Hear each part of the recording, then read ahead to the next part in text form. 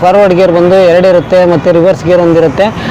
Use ಮಾಡಲಿಕ್ಕೆ ತುಂಬ ಈಸಿಯಾಗಿರುತ್ತೆ. ಈಗ ಡ್ರೈ ಲ್ಯಾಂಡಲ್ಲಿ ಹೊಡಿಲಿಕ್ಕೆ ಕೇಳ್ತಾರೆ, ಡ್ರೈ ಲ್ಯಾಂಡಲ್ಲಿ ಯೂಸ್ ಮಾಡೋಕ್ಕೆ ತುಂಬಾ ಕಷ್ಟ ಆಗುತ್ತೆ. ವೈಬ್ರೇಷನ್ ಬರುತ್ತೆ, ವೈಬ್ರೇಷನ್ ಬರಲ್ಲ ಅಂತ ಹೇಳ್ತಾರೆ.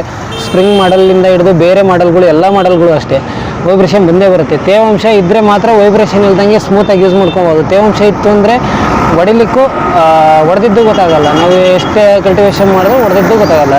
ರೈತರಿಗೆ ಅನುಕೂಲ ಆಗಬೇಕು ಅಂತಂದರೆ ತೇವಾಂಶ ಇದ್ದಾಗಲೇ ಹೊಡ್ಕೊಂಡ್ರೆ ಉತ್ತಮ. ಅಂದರೆ ಇಷ್ಟಡಿ ಎತ್ತರದಲ್ಲಿ ಇದು 1.5 ಅಡಿ 2 ಅಡಿ ಹುಲ್ಲು ಬೆಳೆದಿದ್ರು ಕೂಡ ಕಲ್ಟಿವೇಷನ್ ಮಾಡ್ಕೋಬೋದು, ನೀಟಾಗಿ ಕಲ್ಟಿವೇಷನ್ ಮಾಡ್ಕೋಬೋದು. ಇದ್ರ ಮೈಲೇಜ್ ಬಂದು 1 ಲೀಟ್ರ್ ಪೆಟ್ರೋಲಿಗೆ 1.5 ಇಂದ 2 ಅವರ್ ಮೈಲೇಜ್ ಬರುತ್ತೆ. 1 ಇಯರ್ ವಾರಂಟಿ ಕೂಡ ಬರುತ್ತೆ ಮತ್ತು ಫ್ರೀ ಡೆಲಿವರಿ ಕೂಡ ಸಿಗುತ್ತೆ. ಅಲ್ಲಿ ಟೈರ್ ಸೈಜ್ ಟೈರ್ ಬಂದ್ಬಿಟ್ಟು ಸಾಲಿಡ್ ಟೈರ್ ಕೂಡ ಸಿಗುತ್ತೆ ಮತ್ತು ನಾರ್ಮಲ್ ಟ್ಯೂಬ್ ಇರೋ ಟೈರು ಸಿಗುತ್ತೆ. ನೀವು ಯಾವ ಮಾಡಲ್ ಕೇಳ್ತೀರಾ, ಟ್ಯೂಬ್ ಇರೋ ಟೈರ್ ಬೇಕಂದ್ರೆ ಟ್ಯೂಬ್ ಇರೋ ಟೈರ್ ಸಿಗುತ್ತೆ, ಸಾಲಿಡ್ ಟೈರ್ ಬೇಕಂದ್ರೆ ಸಾಲಿಡ್ ಟೈರ್ ಸಿಗುತ್ತೆ. 2 ಮಾಡಲ್ ಸಿಗುತ್ತೆ. ಎಲ್ಲ ಥರದ್ದು ಮಾಡಲ್ನು ಇದು 2 ಮಾಡಲಲ್ಲೂ 30,000ಕ್ಕೆ ಮಾಡಲ್ಗಳು ಅವೈಲೇಬಲ್